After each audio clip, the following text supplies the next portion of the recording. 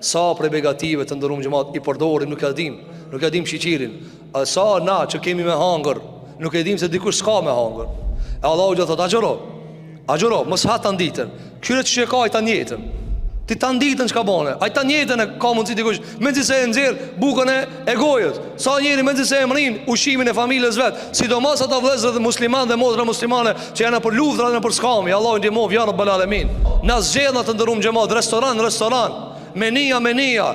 Edhe i thot gryes vet masi e ka bëu bukën se pas ke bëu shumë mirë, unë çfarë se kam lip një tjetër. Ata s'kan me hangër. Ti bash me në madh në sofrën e begat, në sofrën e plot, e ata s'kan me hangër. E Allahu xhallah për çka e ka bëu agjërimin? Çfarë kuptimi ka të ndërum xhamat? Tan ditën me ne të agjërushëm, edhe në fund mu për la për çka? Për një sofër të musht. Se s'ta ka bëu mirë. Apo e ai çka s'ka.